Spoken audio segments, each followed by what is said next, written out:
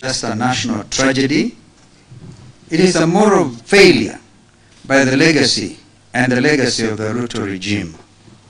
I ask Kenyans to honor our fallen friends and children by committing ourselves to a Kenya where no young person will ever again pay with their life for demanding justice under the Constitution.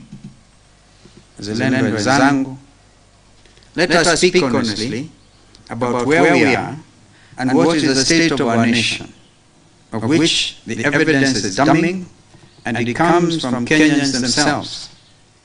Anywhere and everywhere, be it in Nairobi or Mombasa, the Rift Valley, or Western, coastal, northeastern, the devastating picture of life under the Ruto regime in just 3 years is clear. No amount of sugar-coating or political rhetoric that is self-serving can change these facts. While Ruto makes promise after promise, there are actually about 300 or so far, the majority of which he has failed to deliver, except the self-promise to enrich himself and cronies with Kenyan taxpayers' hard-earned money. These are the facts. Number one, the cost of living has become unbearable. Families cannot afford food, fuel, or basic necessities. Overtaxation has crushed households, while corruption and waste drain public resources. A lot of them could not even afford to go home over Christmas. Unemployment, number two, has reached crisis levels. Our educated youth, the pride of this nation, are jobless and disillusioned. Graduates hawk goods on the streets, while unqualified cronies, products of Rutoism, occupy top government positions based on loyalty and ethnicity, not on merit.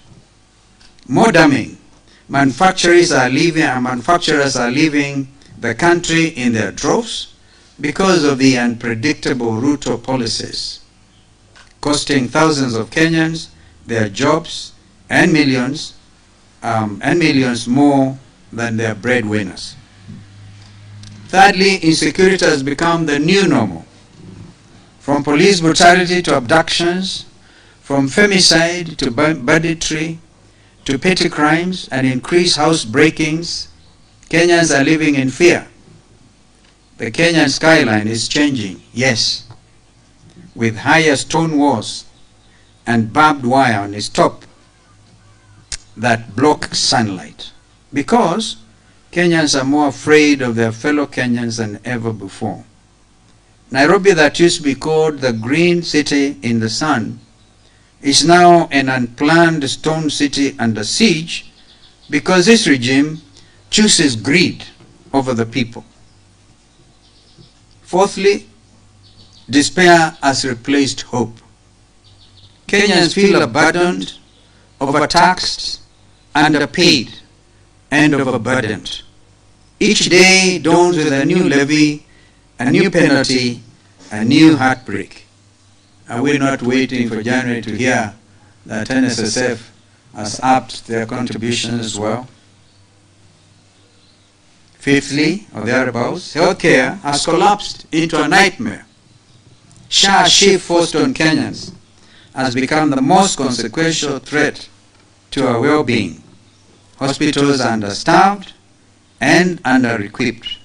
Mothers give birth in fear.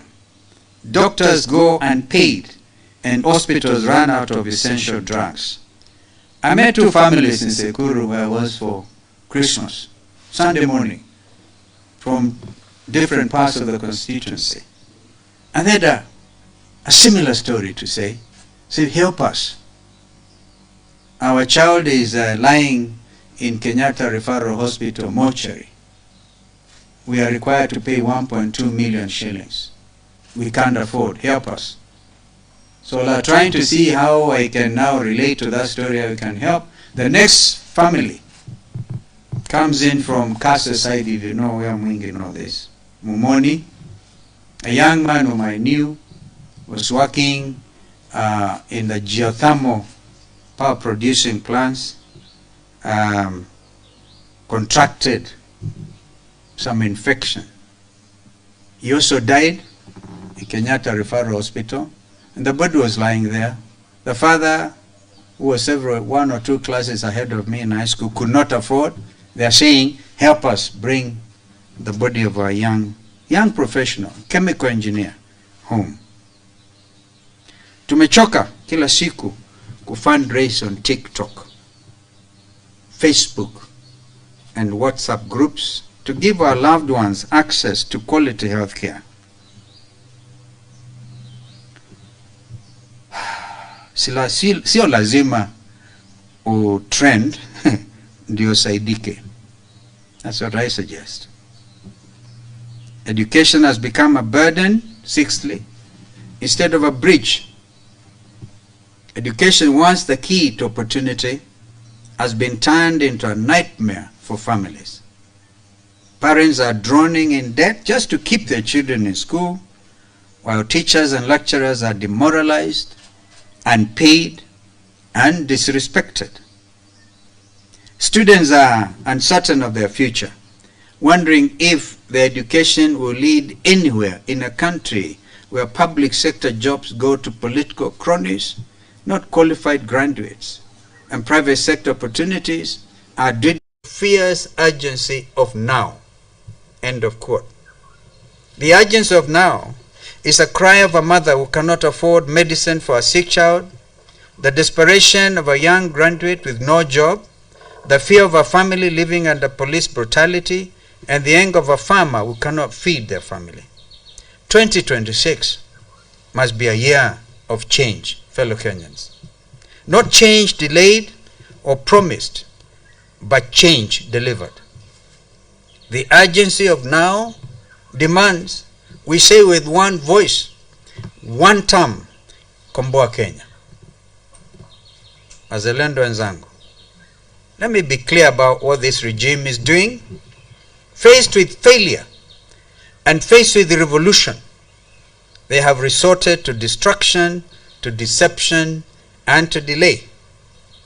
The Singapore allusion is an example. Ruto speaks of turning Kenya into Singapore.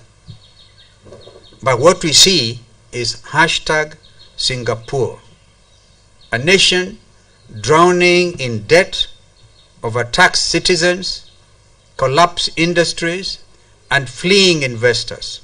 Let us be clear, Singapore was built on discipline, on merit, and strategic investment. In 3 years, Kenya under Ruto is being drowned in Rutopreneurship, where public office is a family business, where contracts go to cronies, and where corruption is policy. Let us be even clearer. You cannot hope or pretend to build Singapore on the foundation of theft, incompetence, and nepotism. Let's face it, Singapore is all we will ever get under this regime. Secondly, I want to talk about the referendum diversion. And now, they want to add a constitutional referendum to the August 2027 elections.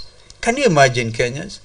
Already the weight of 6 ballots from an MCA to an MP to a senator to a county women rep to a governor to a senator, did I say senator, to the president, 6 ballots, and you want to add other ballots to make it 10? Where in the world has that happened? I must tell them, we do not even have in place a referendum law. Let Parliament deal with that first. And when we under NADCO dealt with these issues, those issues, the number one item was the cost of living, which this regime said, no, that's our business, leave it. Now it is now under the urgency of now. This is so that they can manipulate the process and attempt to extend their grip on power through backdoor constitutional changes. There is no constitutional crisis in our country. Nothing can stop this election based on boundaries review. The legal avenue available, avenues available, of course, the main was in Parliament, that the state has unfortunately captured. We will be seeking interpretation on this matter, and I can tell you, the Constitution says that there shall be an election for a president in each of the 290 constituencies. The constituencies are even defined under the Constitution.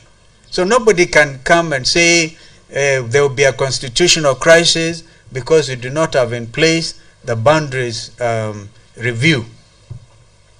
And yet under NATCO we had made it very clear that in fact we made a recommendation that rather than have a review of the boundaries after every 9 or so years, we made it 14 in order to be able to cover the current deficit. But that notwithstanding, there is no constitutional crisis. Let me be very crystal clear to Mr. Ruto. Implement the Constitution of Kenya first, and obey and respect the rule of law and the Constitution you swore to uphold. Never mind the fact that you opposed it in the first place, but you are the guardian of that Constitution. And no excuse to say I opposed it in the first place. In fact, this Constitution has served you so well. When Uhuru Kenyatta could have taken the liberty to fire you, he couldn't, because you are joined at the hip. He required a referendum, an impeachment motion, and you had the numbers. Fortunately, so this Constitution has actually served Mr. William Ruto very well.